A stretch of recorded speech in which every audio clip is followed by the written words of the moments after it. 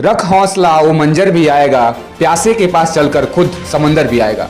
नमस्कार, मेरा नाम है राहुल देवनन, आप देख रहे हैं जनमत जागरण। जैसा कि आपको पहले वीडियो में हमने बताया है, सर एसके सत्यार्थ सर से आपसे मिलाया था, जिनका बीपीएससी परीक्षा में 65वीं बीपीएससी परीक्षा में अंतिम रूप से वीडियो के पोस्ट पे चयन हुआ है। तो आज हम फिर से आए हुए हैं सर से बात करने के लिए, पूरे डिटेल्स में जानेंगे। तो अभी जनमत जागरण के फैमिली की तरफ से उनको बहुत बहुत बधाई। Thank you. आप लोगों ने जनमत जागरण के पूरे टीम को मेरे ओर से बहुत बहुत धन्यवाद देना चाहेंगे कि आप लोगों ने अपने चैनल से जुड़ने का मौका दिया है। तो दोस्तों, इस वीडियो में सर के साथ हम बात करेंगे पूरा प्री की तैयारी, मेंस की तैयारी और ओवरऑल इंटरव्यू की स्ट्रेटेजी। सबसे पहले हम सर से जानेंगे सर के फैमिली बैकग्राउंड के बारे में। सर आपके अपने फैमिली बैकग्राउंड के बारे में बताइए सर। सर मेरा फैमिली बैकग्राउंड बहुत ही कमज़ोर रहा है और मैंने शुरुआत से ही 6 क्लास से ही होम ट्यूशन पढ़ा कर और मैंने यहाँ तक पहुँचा हूँ। और मेरे पिताजी साधारण मजदूरी का काम करते थे, भैया भी मजदूरी का काम करते थे। उन लोगों के माध्यम से जो रुपया दी जाती थी पर्याप्त रूप से नहीं हो पाते थे, तो मैंने होम ट्यूशन शुरू से ही मैंने पढ़ाया। आप एजुकेशन बैकग्राउंड के बारे में बताइए, अपना एजुकेशनल आपने कहाँ से सर पढ़ाई करी थी? देखिए, मैंने 8वीं तक अपने गांव के स्कूल में ही मैंने पढ़ाई किया और उसके बाद मैंने मैट्रिक की पढ़ाई एमएस हाई स्कूल चिड़िया कोठी से किया और उसके बाद एमएस कॉलेज मोतिहारी से आईए से किया और एमएस कॉलेज मोतिहारी से ही मैंने बीएससी मैथ ऑनर्स के साथ की। और सर हम आपसे जानना चाहेंगे आपकी रणनीति कि आपने पीटी की तैयारी सर कैसे की, उसके बाद सर मेंस की और ओवरऑल इंटरव्यू की। तो सबसे पहले सर आप बताइए सर पीटी की तैयारी कैसे करें और क्या क्या बुक लिस्ट रही, क्योंकि हमारे व्यूअर्स हमेशा पूछते हैं कि बुक लिस्ट कौन कौन से आपने रेफ़र किया है, तो सर इसके बारे में बताइए। Thank you. देखिए, हम सभी को जानते हैं कि पीटी के एग्ज़ाम बहुत ही जटिल होती है। जटिल इस मामले में होती है क्योंकि फॉर्म बहुत ज़्यादा गिरते हैं, लगभग 7 लाख 8 लाख फॉर्म गिरते हैं और वैकेंसी की संख्या कम होती है। तो उस संदर्भ में पीटी की एग्ज़ाम थोड़ा सा टफ हो जाती है। किसका रिजल्ट पीटी में होगा नहीं होगा कोई नहीं जान पाता है। तो इसके लिए ये भी है कि पीटी के एग्ज़ाम पास करना तो बहुत ही अनिवार्य है, यह तो प्रथम गेट है ना। तो इसके लिए अपने मैं दोस्तों को भाई बहनों को मैं यह बताना चाहूँगा कि पीटी के लिए सबसे पहले वे स्टैंडर्ड बुक का चयन करें, उसके बाद कुछ अच्छे दोस्त का चयन करें जो ग्रुप डिस्कशन में काम दें, उसके बाद कुछ सिलेक्टेड टीचर जो ईमानदार और मेहनती टीचर हो उनका सिलेक्शन करें। ओके सर, मैं आपसे सर बुक लिस्ट जानना चाहूँगा कि आपने कौन कौन सा बुक रेफ़र किया था इस प्रकार का, जैसे कि आपने पीटी के लिए कौन कौन से बुक रेफ़र किया था। जैसे मैं बात करूँ बिहार स्पेशल के लिए सर, करंट अफेयर्स के लिए, इस पर सर बताइए। देखिए, बुक लिस्ट में देखा जाए तो हिस्ट्री सब्जेक्ट में घटना चक्र, परीक्षा वाणी का मॉडर्न हिस्ट्री और इसी में बिहार स्पेशल बिहार का जो हिस्ट्री है मॉडर्न और मिडिवल और यह जो आंदोलन वाला है यह सेक्शन बिहार से आ जाता है। तो यहाँ से अगर घटना चक्र और परीक्षा वाणी को और लुसेंट का बुक अगर लेते हैं और एनसीईआरटी का हिस्ट्री लेते हैं तो पर्याप्त है। उसके बाद करेंट अफेयर्स 30 मार्क्स का रहता है, तो करेंट अफेयर्स के लिए घटना चक्र, उसके बाद एसपीडी और प्रतियोगिता दर्पण और डेली जो न्यूज़ चैनल वाले लोग होते हैं जो उनका अगर डेली देखेंगे तो वहाँ से करेंट अफेयर्स हो जाएगी। लेकिन करेंट अफेयर्स में यह देखना है कि इसमें जो अंतर्राष्ट्रीय जो करेंट अफेयर्स है और नेशनल करेंट अफेयर्स है वह ज़्यादा से ज़्यादा पूछे जा रहा है। इसके लिए द हिंदू रिव्यू का जो बैंकर साडा का पीडीएफ आता है वो उसको मैंने रेफ़र किया था, उससे भी बहुत सारे क्वेश्चन सीधे एग्जाम में लड़ जाते हैं। उसके बाद ज्योग्राफी के लिए परीक्षा वाणी और घटना चक्र मैंने उसी को रेफ़र किया था। और साइंस के लिए आप सामान्य विज्ञान का लुसेंट ले सकते हैं और घटना चक्र का विज्ञान ले सकते हैं और अचीवमेंट के साथ साथ जो एसपीटी का रेलवे का जो समान विज्ञान है उसको मैंने रेफ़र किया था। और ज्योग्राफी में परीक्षा बानी और पॉलिटी के लिए लुसेंट पर्याप्त है। और ओवरऑल देखा जाए तो ऑब्जेक्टिव लुसेंट लगभग सब सब्जेक्ट में बहुत ही मददगार होता है, तो इसको हम रेफ़र कर सकते हैं। सर जैसा कि पीटी पास कर जाने के बाद बारी आती है मेंस की, उसके बाद इंटरव्यू की बारी आती है। ओके, तो सर मैं आपसे सर जानना चाहूँगा कि पीटी हो जाने के बाद मेंस में सर सबसे ज़्यादा व्यूअर का सर क्वेश्चन ये होता है कि ऑप्शनल क्या सब्जेक्ट करें। तो सर आपने किस तरह से ऑप्शनल जो सब्जेक्ट है उसका चयन किया था और आपने क्यों किया था वो चयन? अच्छा, देखिए सिलेक्शन में ऑप्शनल सब्जेक्ट का बहुत ही बड़ा रोल होता है। तो मैं सभी अभ्यर्थियों को मैं अपने माध्यम से बताना चाहेंगे कि ऑप्शनल सब्जेक्ट सोच समझ के लेना चाहिए, क्योंकि ऑप्शनल सब्जेक्ट और स्टैटिक्स ही सिलेक्शन का मुख्य आधार होता है। तो सबसे पहले जो ऑप्शनल सब्जेक्ट हैं पहले प्राथमिकता दे कि वे अगर जिस सब्जेक्ट से ग्रेजुएशन किए हुए हैं और वह सब्जेक्ट उनका बहुत ही अच्छा है और बेहतरीन उसकी तैयारी किए हुए हैं तो उस सब्जेक्ट को लें। अगर बहुत ऐसे स्टूडेंट हैं कि जाने अनजाने में पहले ऑनर्स पेपर में ले लेते हैं, लेकिन वो नहीं सोचते कि हमको बाद में बीपीएससी में इस सब्जेक्ट काम आएगा कि नहीं आएगा, तो अच्छा नहीं। जैसे मैं ही मैथ से था, लेकिन मैंने मैथ में कंफर्टेबल नहीं महसूस किया तो मैंने ज्योग्राफी का चयन किया।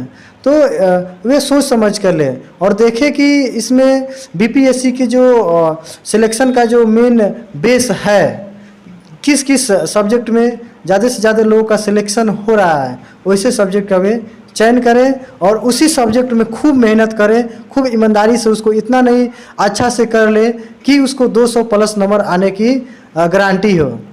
ऑप्शनल जब हम सिलेक्ट कर लेते हैं, जैसा कि आपने ज्योग्राफी से सिलेक्ट किया था, उसके बाद सर बारी आती है पेपर 1 और पेपर 2 की प्रिपरेशन।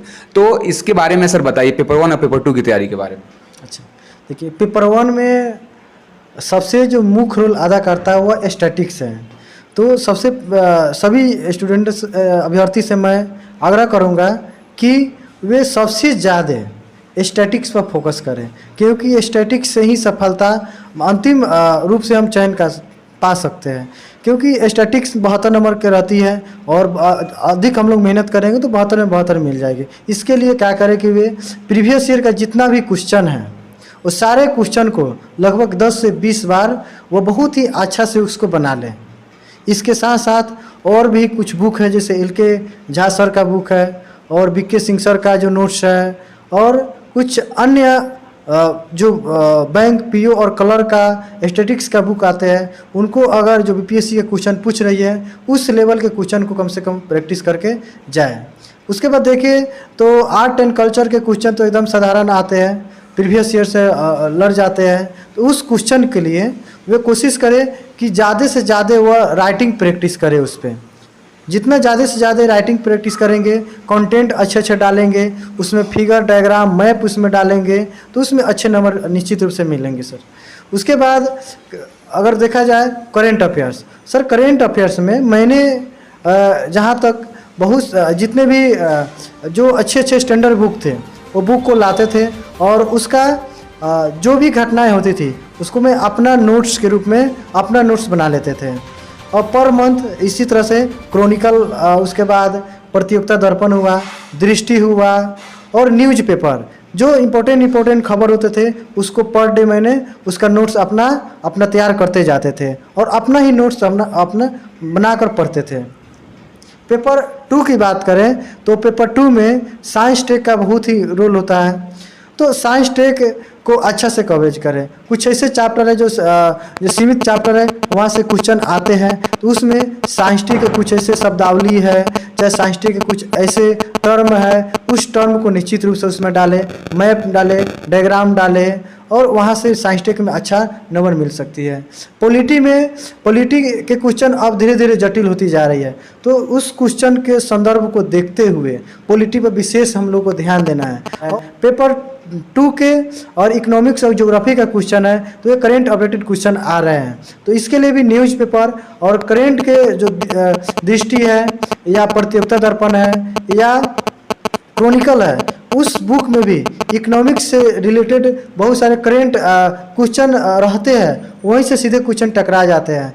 तो उस करेंट अफेयर से हम इसका सहारा हम ले सकते हैं सर। और सर मेंस की तैयारी में सर मैं बात करूं तो सर आपका टाइम टेबल क्या रहा था, कितने घंटे सर आप पढ़ाई करते थे, कितना कितना किस पे समय देते थे? देखिए,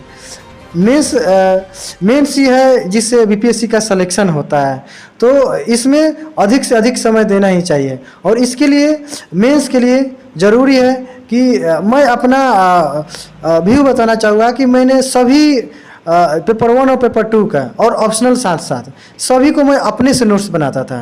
जितने भी प्रीवियस ईयर क्वेश्चन पूछ चुके हैं, पॉलिटी हो, आर्ट एंड कल्चर हो, या कुछ ऐसे जैसे कि स्टैटिक्स है, ये सारे प्रीवियस क्वेश्चन को मैं अपना अलग नोट्स बना लेता था। और सारे क्वेश्चन को प्रतिदिन 3 से 4 क्वेश्चन प्रतिदिन लिखने का काम सीमित समय में प्रतिदिन मैंने लिखता था।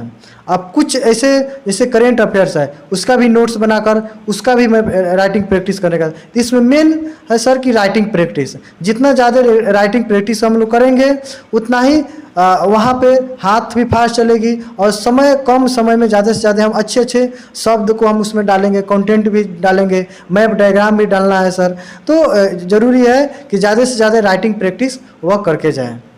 सर आपका मैंने पेपर में पढ़ा था, जो आपकी प्रिपरेशन सर हो रही थी उस समय कोविड का सर लॉकडाउन पूरा का पूरा हो गया था, तो उस समय सर आपने मोबाइल से पढ़ाई करी है, तो इसमें सर बताएंगे सर कैसे आपने मोबाइल से पढ़ाई अपना जारी रखा? देखिए, लॉकडाउन में सारे कोचिंग संस्थानें बंद हो चुकी थी, तो हम जो भी मेरे सर्किल के फ्रेंड्स लोग थे, भैया लोग थे, उन लोगों के साथ मैंने मोबाइल पर ही ग्रुपिंग बनाया और ग्रुप के माध्यम से ही अपना कम से कम मेंस के लिए 3 घंटा सुबह में, फिर उसके बाद दोपहर में और शाम को वो कुछ डिस्कशन भी आपस में करते थे और समय लिमिट करके 2 घंटा क्वेश्चन भी लिखने का काम करते थे और क्वेश्चन लिख कर आपस में शेयर करते थे। फिर देखते कि इसमें कहाँ कहाँ कमी रह गई है, उसको सुधारने का काम करते थे। यह प्रक्रिया हम लोगों की रेगुलर चलती रहती थी और यही मेहनत जो है हम लोग का मेंस में अच्छा नंबर देने में भी कामयाब रहा है। ओके सर, जो नए बच्चे हैं जो प्रिपरेशन में आते हैं तो क्या सर पीटी और मेंस की जो प्रिपरेशन है वो एक साथ सर की जा सकती है? देखिए, पीटी और मेंस एक साथ करने की बात है तो 2 तरह के स्टूडेंट होते हैं। एक स्टूडेंट ऐसे होते हैं जो न्यू पीटी की तैयारी करना शुरू करते हैं, कुछ ऐसे स्टूडेंट होते हैं जिनका पीटी छूट गया हो या मेंस में नहीं हो या फाइनली रूप से सिलेक्शन नहीं हो पाते हैं। तो जो बच्चे न्यू हैं तो उनसे मैं आग्रह करूंगा कि पहले वे पीटी पर फोकस करें, क्योंकि वह न्यू है और पीटी को इतना मजबूत कर ले कि उसमें 110 प्लस स्कोर करने लायक हो जाए। तो उस पीरियड में वह मेंस के बारे में सोचे भी नहीं। लेकिन कुछ ऐसे स्टूडेंट हैं जिनका लगभग अच्छा खासा तैयारी हो चुका है, पीटी में 1-2 नंबर से छूट जाता हो, चाहे मेंस तक पहुँचे या इंटरव्यू तक पहुँचते हैं लेकिन फाइनली रूप से नहीं होता है, तो उनको मैं यह संदेश देना चाहूँगा कि वे पीटी के साथ साथ मेंस को भी देखते रहे और इंटरव्यू को भी बीच बीच में जो इंटरव्यू का छोटे छोटे डिफिनीशन टाइप के जो क्वेश्चन पूछते हैं उस क्वेश्चन को भी बीच में ज़्यादा समय नहीं दें, लेकिन कम से कम 1 घंटा आधा घंटा उस पर भी विशेष दें। तो मेंस और पीटी में वे क्या करें कि पहले पीटी पर फोकस करें और मेंस के जो कुछ सेक्शन है, जैसे पॉलिटी का सेक्शन है, आर्ट एंड कल्चर का सेक्शन है, उसके बाद स्टैटिस्टिक्स का सेक्शन है, तो इसमें ज़्यादा समय कम से 1 से 2 घंटा दे और राइटिंग केवल राइटिंग प्रैक्टिस का काम करें कि मेंस के में उनको कम समय मिलता है तो वहाँ पर उनको फ़ायदा मिलेगा। ओके सर, जैसा कि मेंस हो गया, मेंस अगर क्लियर हो जाता है उसके बाद आती है बारी सर इंटरव्यू की। तो इंटरव्यू की तैयारी सर आपने कहाँ से करी थी, या मोतिहारी से ही किया था सर आपने, या सर इसके बारे में सर बताइए? देखिए, जब मेंस का इंटरव्यू का कॉल आया तो मैंने सबसे पहले जो पटना में साफी हाउस फैमिली है वहाँ सरवर सर का बहुत बड़ा योगदान रहा। सरवर सर के मार्गदर्शन में मैंने इंटरव्यू का तैयारी किया और उनके द्वारा प्रतिदिन मॉक इंटरव्यू संचालित की जाती थी, तो वहाँ मुझे बहुत ही अच्छा से तैयारी करने का मौका मिला। इसके लिए जो इंटरव्यू के कुछ सेक्शन है, जैसे कि ऑप्शनल सब्जेक्ट है, उसके बाद जो ग्रेजुएशन सब्जेक्ट है, सिचुएशन बेस्ड क्वेश्चन है और करेंट अफेयर्स है और बिहार से रिलेटेड जो क्वेश्चन है, पॉलिटी से रिलेटेड क्वेश्चन है, उसको मैंने बहुत अच्छा से, क्योंकि मुझे 64th में 13 मार्क्स से नहीं हो पाया था और इंटरव्यू में वहाँ मुझे सिर्फ 50 मार्क्स से मिला था। ओवरऑल बोर्ड था, दीप्ति मैम का बोर्ड था। और फिर जब मेरा 65th का इंटरव्यू मैंने देने गया तो वहाँ भी दीप्ति मैम का ही बोर्ड था। तो मैंने 64th में जो मुझे झटका लगी हुई थी, इंटरव्यू में कम नंबर मिला हुआ था, तो उस चीज़ को सुधारते हुए मैंने पूरी मेहनत इंटरव्यू में मैंने किया, क्योंकि मुझे एक बार झटका लग चुका था। तो इंटरव्यू में इतना मैंने मेहनत किया कि मैंने सोचा कि इंटरव्यू में इतना कम आया तो बहुत ही शर्मिंदगी की बात है। तो मैंने इसमें बहुत ही ज़्यादा ये करके मैंने 65th में फिर मैंने दीप्ति मैम के बोर्ड में गया। तो वहाँ मुझे से जितने भी क्वेश्चन पूछे गए वह सब के सब क्वेश्चन मेरे ही अनुकूल थे और सब के सब क्वेश्चन थे जो मैं उसको अच्छा से जानता भी था। और सारे क्वेश्चन ज्योग्राफी ऑप्शनल से ही थे। 65th में मुझे दीप्ति मैम के द्वारा अब की बार 80 मार्क्स दिया गया और उसी के बदौलत मेरा सिलेक्शन भी अच्छा, रैंक भी मुझे मिला। और जैसा कि सर आपने सेल्फ स्टडी से प्रिपरेशन करी है आपने, तो सर आप मुझे बताइए कि सेल्फ स्टडी का कितना योगदान रहता है और मैं बात करूँ कोचिंग का कितना योगदान रहता है सर इसमें? देखिए, कोचिंग एक मार्गदर्शक होता है, गाइडलाइन के लिए होता है। तो न्यू स्टूडेंट के लिए कोचिंग ज़रूरी है। जिनको सिलेबस के बारे में कुछ नॉलेज नहीं है और उस तरह की जानकारी भी नहीं है तो उसके लिए कोचिंग ज़रूरी है। लेकिन जो स्टूडेंट पुराने हैं उनके लिए सेल्फ स्टडी काफ़ी है। वे सेल्फ स्टडी के माध्यम से ही वह काफ़ी अच्छे अंक ला भी सकते हैं। और मैंने सेल्फ स्टडी ही किया था। मैंने अपनी सेल्फ स्टडी सुबह मॉर्निंग में 3 बजे मुझे प्रतिदिन का आदत बन गया था, 3 बजे भोरवा में जगने का। और 3 बजे से स्टार्ट करते थे पढ़ाई और 9 बजे तक अपना एकदम बैठकर अपना पढ़ाई करते थे। फिर उसके बाद खाना खाकर नाश्ता वगैरह करके फिर मैं कम से कम 5 घंटा फिर मैंने बैठता था। और उसके बाद इवनिंग में थोड़ा टहल लेते थे और टहलने के बाद फिर अपना शाम से अपना 10 बजे तक अपना स्टडी जारी रखता था। और इसमें मुझे काफ़ी सेल्फ स्टडी से ही मुझे फ़ायदा हुई। और दौड़ धूप करने से अच्छा है कि सेल्फ स्टडी, अगर उसके पास पर्याप्त मटेरियल है, अच्छे बुक है, नोट्स है, तो सेल्फ स्टडी ही काफ़ी योगदान दे सकता है। और उसको सेल्फ स्टडी करके ही वो ज़्यादा से ज़्यादा राइटिंग प्रैक्टिस करे, ज़्यादा से ज़्यादा मंथन करे, सोचने का काम करे, पूरा दिमाग को अपने खोल दे, जिसमें ज़्यादा से ज़्यादा सोचे कि नहीं कि कोई भी क्वेश्चन आ रही है, टॉप क्वेश्चन है तो कैसे टैकल करें। तो अगर यह उनके मंथन से ही हो सकता है तो ज़्यादा से ज़्यादा मंथन करें और रटने का काम कम करें, वो बहुत ही बेनिफिट होगा। सर मैं जैसा बात करूं, बीपीएससी होता है एक लंबा मतलब प्रोसीजर होता है सिलेक्शन, अंतिम सिलेक्शन का लगभग 1 साल 1.5 साल समय लग जाते हैं।